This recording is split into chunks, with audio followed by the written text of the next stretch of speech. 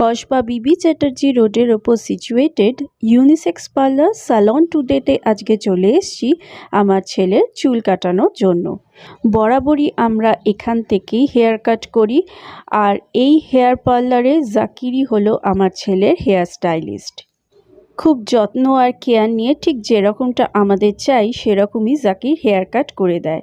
ঠিক আজকেই যেরকম আমাদের দরকার এনসিসির প্যারেডের জন্য আর্মি হেয়ার কাট। আবার যেহেতু স্কুলও চলছে তাই সব কিছু মাথায় রেখেই হেয়ার কাটটা করতে হবে। খালি আমার ছেলে নয়, আমিও কিন্তু জাকিরের কাছেই হেয়ার কাট করি, কারণ ও মুখের শেপ অ্যান্ড সাইজ, চুলের থিকনেস বা থিননেস কীরকম ভালো লাগবে মুখে, তো সেই আন্দাজেই ও বেশ ট্রেন্ডি একটা লুক এনে দেয়।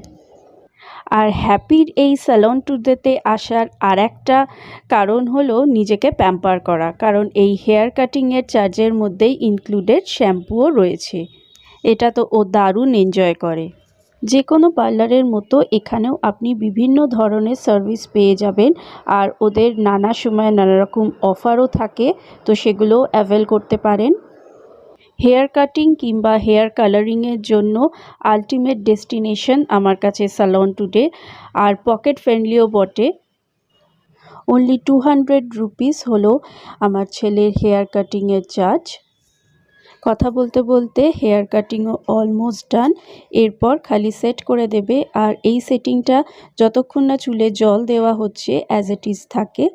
আপনাদের কীরকম লাগলো লুকটা অবশ্যই কমেন্ট সেকশনে জানাবেন, আর পারলে একবার স্যালন টুডেতে এসে হেয়ার কাটিংটাও ট্রাই করতে পারেন। এটা কিন্তু কোনো স্পন্সর্ড ভিডিও নয়, আমাদের ভালো লাগে তাই জন্যই আপনাদের সঙ্গেও শেয়ার করলাম।